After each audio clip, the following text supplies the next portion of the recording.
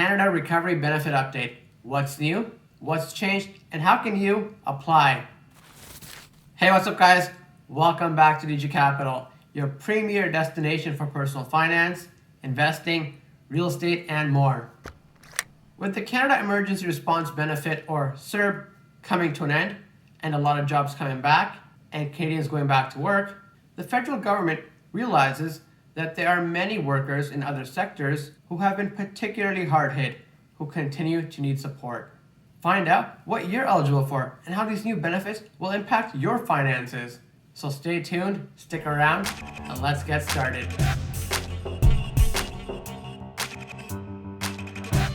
On September 24th, the government put out a press release announcing the introduction of Bill C-2. This new piece of legislation will create 3 new temporary recovery benefits to help Canadians who are unable to work because of COVID-19. On September 25th, CTV News reported that the NDP has announced their support for this draft bill, paving the way to a successful vote.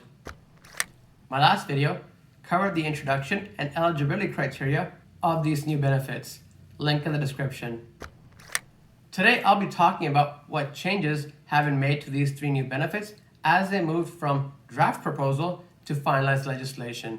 So make sure you watch the entire video to gain a full understanding of what these new measures mean for you. Close to 9 million Canadians have participated in the Canada Emergency Response Benefit Program since its launch to help make ends meet. I have heard from many of you and your concerns with regards to Cerb ending and how you will be able to make the transition from Cerb to these new programs. So let's take a look at the changes and updates to the recovery benefits. When this new legislation was first introduced, the Canada Recovery Benefit, or CRB, was meant to provide $400 per week for up to 26 weeks. Now this amount has been changed to $500 a week to better match the support offered by the now ended Cerb program. Many Canadians, such as yourselves, relied on that $2,000 monthly benefit to help pay the bills and to just help get by in our tough economic times. By upping the CRB from $400 a week to $500 a week, this will allow those who relied on these payments to continue to get that same level of support. So let's take a look at who will be eligible for the new CRB. Gig and contract workers will be eligible for the CRB.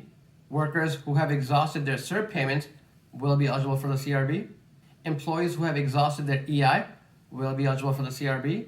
Workers who do not work enough hours for EI will be able to qualify for the CRB. Now, how do you qualify for these benefits? You must be a Canadian over the age of 18 who have lost their job because of COVID-19. If you quit your job voluntarily, then you do not qualify. You should have earned at least $5,000 in either 2019 or in the last 12 months from the date of the CRB application. You should not be receiving other benefits like EI, workers' compensation, or the other recovery benefits. One of the key differences between Cerb and the new CRB is that now workers can earn more money while on the CRB versus the Cerb program. On Cerb, workers could only earn $1,000 a month in order to qualify for the Cerb program. Compare that to a CRB, workers can now earn just under $3,200 and still qualify for the CRB program. Why $38,000? Because you have to pay back 50 cents of the benefit for each dollar your annual net income is above $38,000. That's the limit set by the government. Let's take a look at an example. You earn $40,000 in annual net income, and you also collected $4,000 from the CRB program. That will put you $2,000 above the $38,000 threshold. Multiply that $2,000 by 50 cents, and that's $1,000 you have to pay back to the government. Let's look at the scenarios that would disqualify you from participating in the CRB program. You got a new job or replaced your lost income by more than 50%. You failed to return to employment at the request of your employer when it was reasonable to do so. You failed to resume self-employment when it was reasonable to do so. You declined a reasonable offer to start work. This one should be obvious. You weren't present in Canada. You placed unnecessary restrictions on your availability to start work, or you did not seek work during any 2-week period. Remember, you are only eligible for the Cerb benefits if you had at least $5,000 of income in 2019 or in the last 12 months, and you lost your job, or had an income drop of at least 50% because of COVID-19.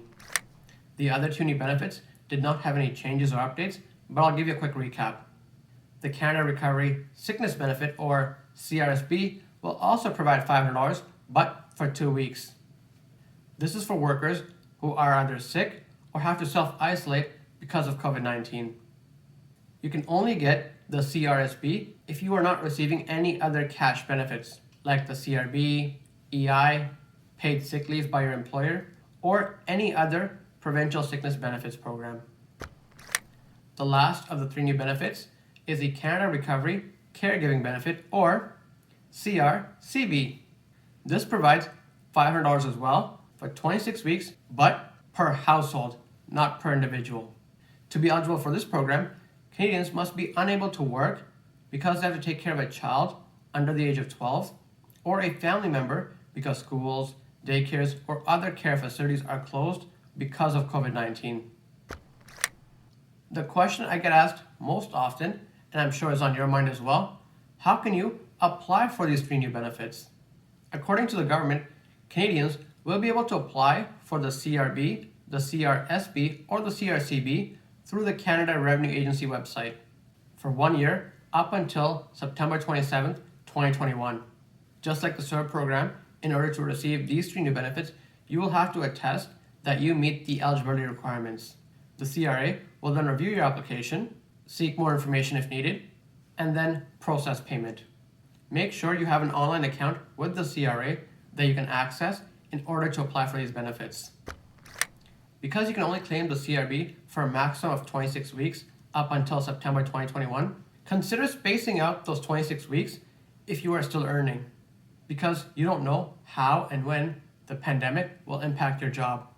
Consider keeping it for the tough times when your income isn't sufficient enough to make ends meet. The changes to legislation for these new recovery benefits also changes the weekly minimum benefit for EI. New EI recipients will receive at least $500 a week in order to receive the same level of support as the CRB. At the time of filming of this video, Bill C-2 is still only draft legislation. It will not come into effect until it receives royal assent. That's the process where a bill becomes an act of parliament and part of the law in Canada.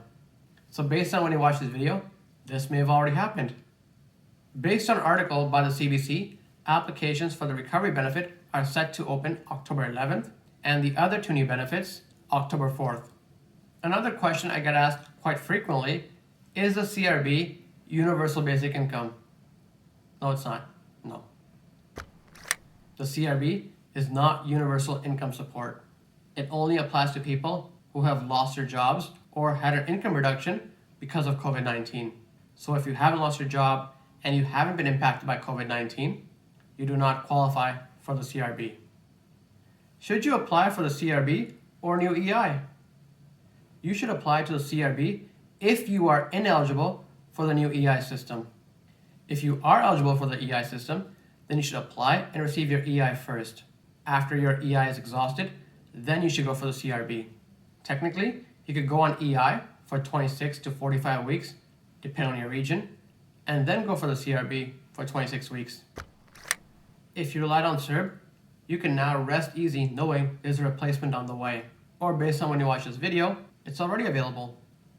Like EI, the new CRB benefit will be paid in respect of the previous 2 weeks.